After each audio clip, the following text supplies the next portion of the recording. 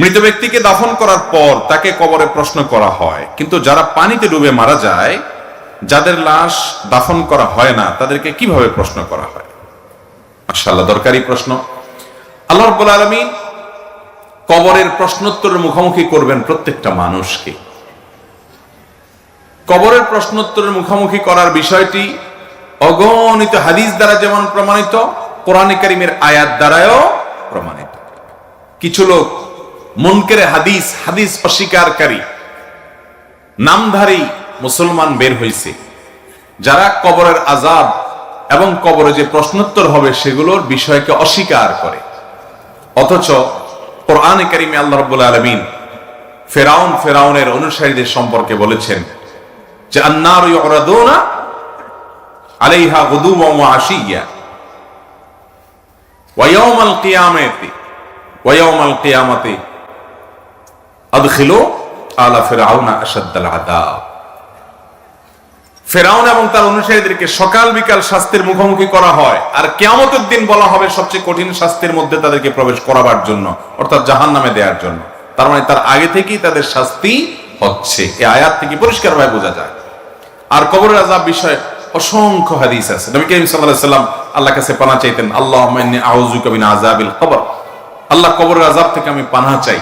তাহলে বোঝা গেল কবরের আযাব এটা সুসাব্যস্ত, সুপ্রমাণিত। এখন কথা হলো, যে ব্যক্তিকে বাঘে খেয়ে ফেলেছে, যে ব্যক্তি পানিতে ডুবে মারা গেছে, পচে গলে লাশ মিশে গেছে, যে ব্যক্তি আগুনে পুড়ে ভস্ম এবং ছাই হয়ে গেছে, তার লাশ তো কবরে রাখার সুযোগই হয় নাই।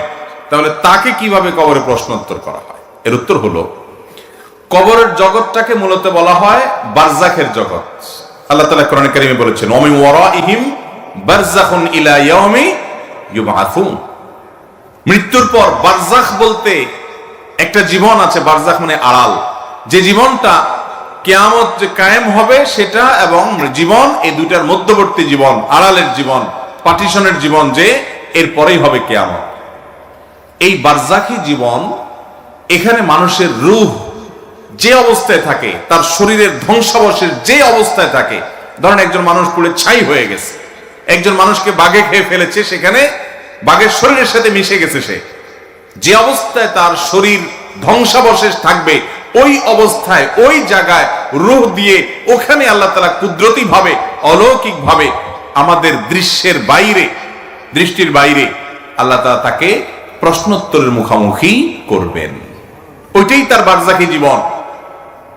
যে কবরস্থ আছে তার কবরটা যেরকম বারজাখী জীবন, আর যে ব্যক্তি পানিতে পুড়ে, আগুনে, পানিতে ডুবে আগুনে পুড়ে বিভিন্ন ভাবে ধ্বংস হয়ে গেছে, শেষ হয়ে গেছে, ওই ব্যক্তিকে ওই অবস্থায় তার ধ্বংসাবশেষটা যেটা আছে ওখানের মধ্যে রূহ দিয়ে, ওখানের মধ্যে প্রশ্নোত্তর, ওখানে আযাব বা শাস্তি সে অনুভব করবে, যেটা পৃথিবীর আমরা সাধারণ মানুষরা কেউ এই জগৎ থেকে সেটা ফিল বা অনুভব করতে পারবো না।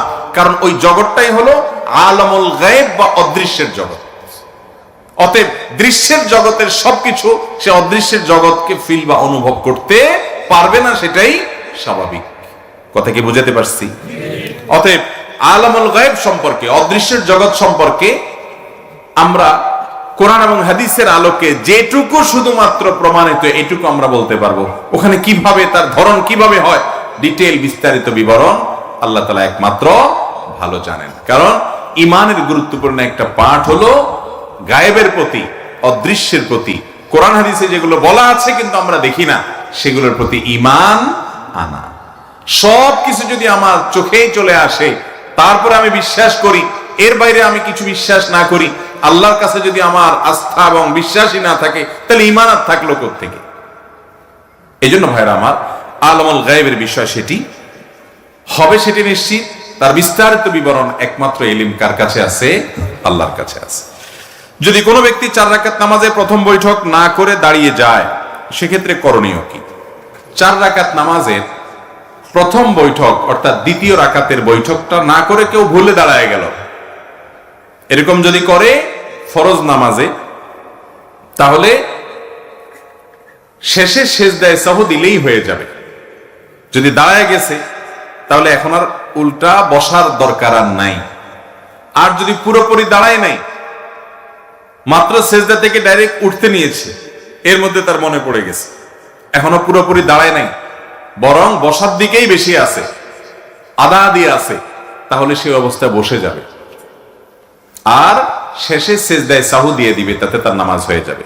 আর যদি সে দাঁড়ায় যায় তারপরে মনে পড়ে, অনেক সময় দেখা যায় ইমাম সাহেব ভুলে দ্বিতীয় রাকাতে দাঁড়ায় গেছে, পেছন থেকে মুক্তাদি লোকমা দিছেন, তো লোকমা দিলে তখন ইমাম সাহেব দাঁড়ায় যদি গিয়ে থাকেন আর বসতে যাবেন না, নামাজ শেষ করে ফেলবেন এবং শেষে সিজদায় সই দিবেন, নামাজ হয়ে যাবে। কথা কি বুঝাতে পারছি? এবং যদি বসার দিকে বেশি ঝোঁকা থাকে ইমাম সাহেব, এখনো পুরো উঠে নাই, বরং শরীরের ঝোঁক বেশি বসার দিকে আছে, ওই অবস্থায় কোনো মুক্তাদি লোকমা দিছে, তাহলে সাথে সাথে তিনি বসে যাবেন আর দাঁড়াবেন না। এরপরও যদি বলে দাঁড়ায় যায় তাহলে আর ব্যাক করবেন না, কারণ দ্বিতীয় রাকাতের বৈঠকটা ওয়াজিব আর শেষ বৈঠকটা ফরজ। বিধায় প্রথম বৈঠকটা ওয়াজিব যদি ছুটে যায়, সিজদা ও সাহু দিলে নামাজ হয়ে যাবে। ইমাম সাহেবের ভুল হতে পারে কি পারে না? কিন্তু আমাদের দেশে ইমাম সাহেবের ভুল হলে আমরা মুক্তাদিরা এমন একটা ভাব ধরি যে ইমাম সাহেবের আবার ভুল হয়, তার মানে এই বেচারা নামাজে মনোযোগ নাই, এবং ইমাম সাহেবের বিরুদ্ধে বাজারে বাজারে দোকানে দোকানে ফিস ফিস ফিস ফিস শুরু হয়, আছে না নাই? এই জন্য রমজান মাসে খতম তারাবিতে অনেক হাফেজ দুইজনে চুক্তি করে নেয় যে আমার ভুল হলে তুমি চুপচাপ থাকবা, খবরদার, তোমার ভুল হলেও আমি কিচ্ছু বলবো না, চুপচাপ থাকবো। এই মুক্তাদিগুলা যেহেতু বেয়ারা, এগুলো যদি কিচ্ছু বুঝে না, ভুল হলেই শুধু চিল্লাচিল্লি শুরু করে, হ্যাঁ হাফেজ সাহেবের ভুল হয়েছে, হাফেজ সাহেব ভালো না। এই জন্য আমরা এমন ভাবে তারাবি পড়বো যেটা টেরি পাবে না ভুলভাল কি হচ্ছে না হচ্ছে।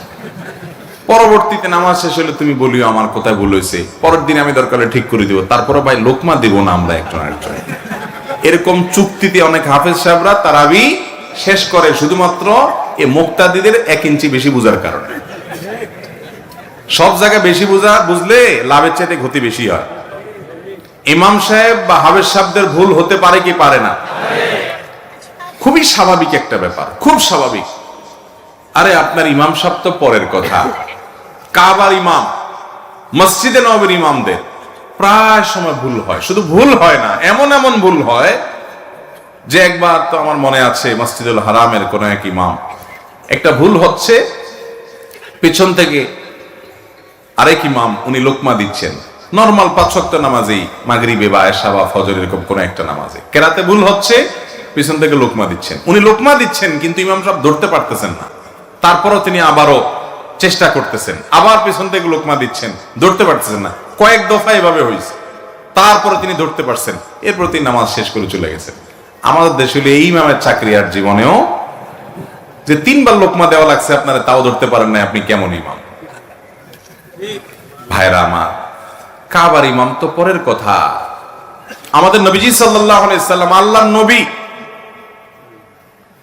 একদিন তিনি নামাজের মধ্যে ভুলে আগে বসে গেছেন। সাহাবীরা ভয়ে পিছন থেকে লোকমা দেয় না, যে উনি তো আল্লাহর নবী, আল্লাহ তাআলা তাকে সরাসরি গাইড করে জিবরিল দিয়া। তাহলে 4 রাকাতের জায়গায় তিনি 3 রাকাতে বসে গেছেন, নিশ্চয়ই আল্লাহ তাআলার কোন নতুন বিধান হয়তো আসছে। সালাম ফেরানোর পর সাহাবীরা বললেন, ইয়া রাসূলুল্লাহ, আকুসিরাতিস সালাতু আম নাসিত, নামাজ কি আল্লাহ কমায় দিয়েছে না আপনি ভুলে গেছেন? নবী করিম সাল্লাল্লাহু আলাইহি ওয়াসাল্লাম বললেন, বাল নাসিত, না না আমি ভুলে গেছি বরং। এরপরে শুধরাই নিলেন। তাহলে আমাদের ইমাম সাহেবদের ভুল হওয়া স্বাভাবিক না অস্বাভাবিক? আমাদের দেশে মানুষের টেন্ডেন্সি হলো নিজে যত রকমের টাউট বাটপারগিরি সব করবে আর আশা করে হুজুরটা হবে আস্ত একটা ফেরেশতা। এটা ভুল। হুজুরও মানুষ, দিন শেষে ভুল হতেই পারে, এটাকে স্বাভাবিকভাবে নিতে হবে, এটাকে দোষের কিছু মনে করা যাবে না। তাহলে সেক্ষেত্রে সব ঠিকঠাক থাকবে। আর না হলে যে হাফেজরা চুক্তি করবে, আপনি টেরও পাবেন না। বুঝতে পারছেন? বেশি চালাকি করা যাবে না। তাহলে কথা হলো, ইমাম সাহেব যদি ভুল করেন, মুক্তাদিরা লোকমা দিবেন।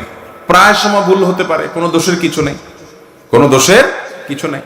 মনোযোগ না থাকার কারণেই সবসময় ভুল হয় এমন না, বয়সের ভারের কারণে, শারীরিক অসুস্থতার কারণে, নানা কারণে হতে পারে।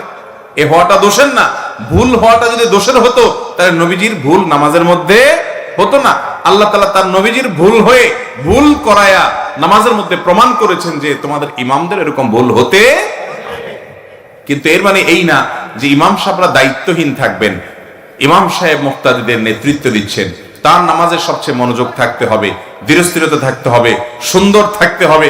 ইমাম সাহেবকে সেই রকম ইমাম দেখে দেখে নিয়োগ দিতে হবে কর্তৃপক্ষ। কিন্তু ভুল হয়ে গেলে এটা নিয়ে এত হইচই করার কিচ্ছু নাই, খুবই স্বাভাবিক, খুবই স্বাভাবিক।